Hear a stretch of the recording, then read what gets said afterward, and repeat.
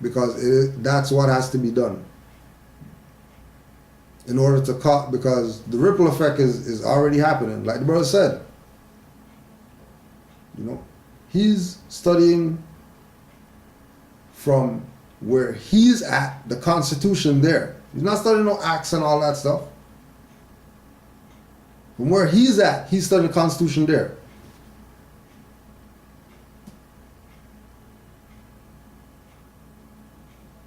People are taking the position of recognizing that, hold on a second, there has to be, well, if there's a national government, then there has to be a national constitution. Where's that at? And that's all because of what? The energies that Moors kicked off. Nobody was talking constitutional. As far as we're concerned, other than Moors. Free people. Everybody else was on some Negro acts or whatever. Only individuals, the indigenous people, the Moors, were the ones keeping this thing alive. Right?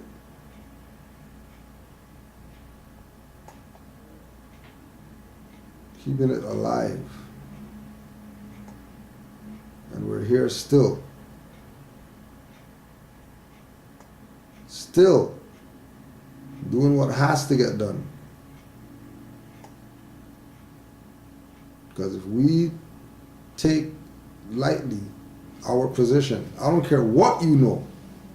If you know that you're not Negro, black, colored, you better take being no more serious then. Because your activity is what's going to be done to determine where this goes. If you know that you're not Negro, black, colored, and Drew Ali told us to be industrious,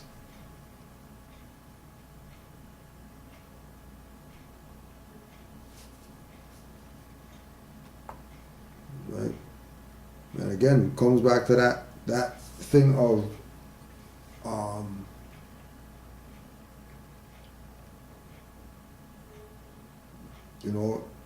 like we have the term lele, and people drag their feet, and when they should be, like Hassan always talk about, they should be hitting the ground running.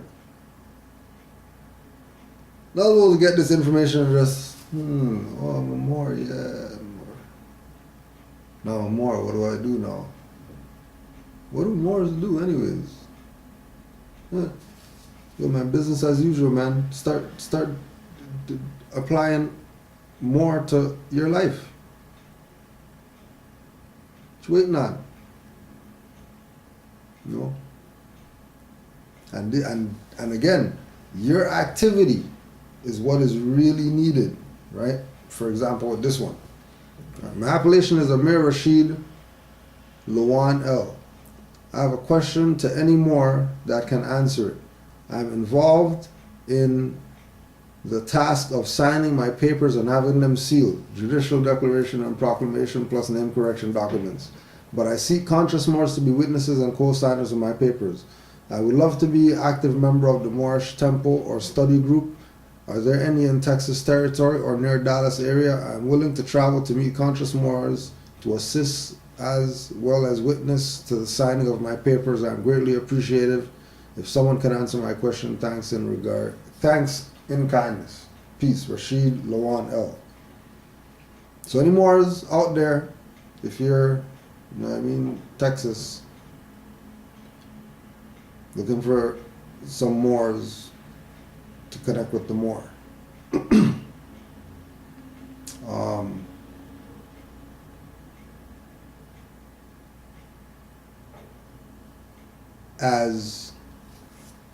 This is why we say study groups, right? Put it out there again. It was maybe about a year, right? It was maybe about a year. Me and a couple other brothers He said, yo, that's the greatest idea. All these VHS tapes that we got of knowledge, we'll just get a community center space with a TV and just watch those and invite people to come watch them, because everybody's waking up right now. And it was a year that was just me and this brother watching tapes for a year. Like, we're talking about hitting the street, giving out flyers, right? This is like late 90s. Like hitting places up, barbershops, whatever, food stores, whatever. Yo, Naj, we're watching, you know what I mean? Ivan Van Sertima. Bam, bam, bam, bam. Me and this brother for a year. But that became our study time. That became our... He just said that? Hold on a second. Okay, we need to bring pens to these so people could take notes and you know what I mean? And then this thing evolving into a library. You got people calling us to come bring them tapes, bring them books, whatever, because it was mobile. All that from sitting down in a year, studying, just for a year, not even really studying, you know what I mean? Just random studying, just having tapes with stuff, different lectures or whatever, pop it in every Friday and just sit here. And we got 2 hours to sit here. But that became our study time, right? And then it's the same thing with Moors. That first clique of people, those first 5 people, right? Those first 5 people that get on board, like, yo, I get where you're coming from, yo. I could relate to what you're saying.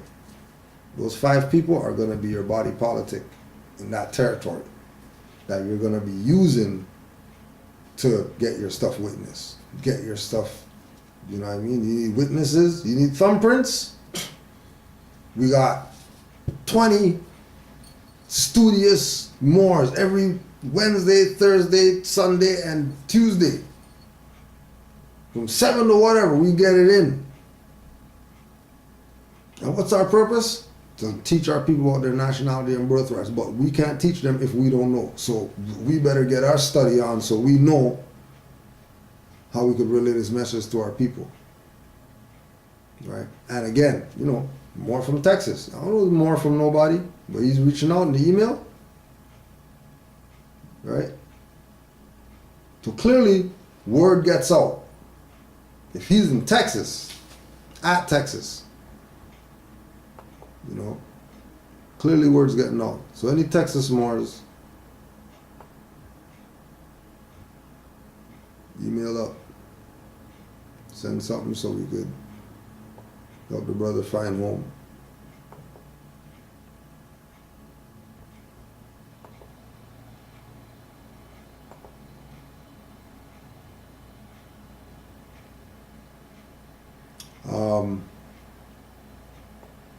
Brother Yeshua L.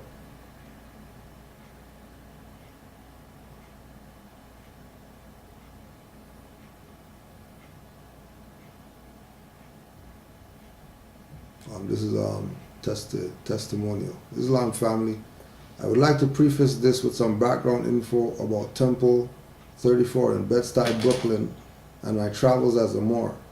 I want to expose some information about the temple's leadership and the absolute misdirection being dispensed at that location after I just got off the phone with a sister who told me some seriously messed up stuff. 2012, I did an allodial claim on a $2.5 million property. It was uninhabited, and my intention was to use the location as a family retreat, Moor Science Temple, and research facility focused on agriculture and mycological research and development. The local sheriff's department then instituted an attack against me and raided that location and my other property located in a different county, which was my family since 1993. Mind you, prior to me actually moving into the 2.5 property, I had filed multiple documents with the county recorder's office, as well as sheriff's department, UF marshal's office, etc. After moving in a week later is when 2 raids took place. At my family's property is where my files and computers were, so when they came in, the complete focus was seizing the computers, hard drives, and any files related to my claims to nationality. The majority of these documents had absolutely nothing to do with property issues, but they did kidnap me that day, April 25, 2012. I was held for approximately 72 days and released one day out of nowhere. I had received charges, and as a result of the position I had taken, the charges had disappeared, but I had been threatened to not return to the other property. Prior to my release, approximately 50 days after they held me prisoner, they released a media report about my ties to a Moorish group of Philly, of which I have no connection to, neither have any national ID card, nor was I an MSTA member. It was absolutely a spin move to either discredit me, mark me as a target to distance anyone who knew me from working with me, and to keep anyone who I might have exposed information to away from that information. So I moved back to Brooklyn, joined the temple in order to fulfill what I saw was my inevitable development as a man. When I came, I joined. As soon as I came in, I knew they were moving in contradiction of what the Prophet's orders were. Telling right out lies about the history and basically operating a church-style environment. I had a younger brother with me who knew about Moorish history and was trying to get active in the movement, but I warned him not to expose his personal ideology to these people because I knew there was an agency activity in operation at that site. Over time, their church-like behavior left him swaying in the wind, as well as his empress, who was very interested in learning more about birthrights and nationality. This morning, she told me a story about her experience and what they told her. She felt confused, being that she had just come out of the church and didn't know why they were pushing a church-style environment. When she asked, was this just a religious body, they informed her that the MSTA was a religious organization and she would not be allowed to even buy any of the literature unless she joined and was to pay dues. It immediately turned her off and she ceased attending. I know for a fact that the assistant Grand Sheikh there is a member of a lodge, and he said so in one Sunday school class. When questions about taxes or legal help, they would simply sidestep any questions and even promoting that members register to vote. Now, in regard to my guy who is her significant other, he has been going through a lot of issues, being that he doesn't have the proper guidance. I know that every man must confess their own, but I know for a fact that if these people were in honor and did what the Prophet told them to do, these people would not be dealing with the issues they are dealing with. As a member of Moorish Divine National Movement and MSTA, as my body is the temple, I know I can't speak bad on a brother or sister, but people need to know these individuals are dangerous. Feel free to use the location names of these individuals in any office operating at Temple 34 on Hancock Street in Brooklyn. I have too much to tell about what I personally saw while attending the temple, but this sister's story told my spirit to put these people on blast. What they are doing is dangerous to everyone, and I can't just keep quiet on this anymore. P.S. My 101s, Moorish literature, Divine Constitution, Quran for the Moorish Science Temple of America, Humanity Pamphlet, oral statements from the Prophet, and branch temple information all came from my short stay in prison at Federal Prison Yard and not from the MSTA Temple 34. Also, my federal situation came as an attack on me instituted by the Chief of Police in Bayonne, New Jersey, who I have a claim against, and not from the property issue. Mind you, the head federal public defender in the local federal district has left this area, as well as the head district quote-unquote federal judge has retired after my case and subsequent beatdown I gave them for violating my rights.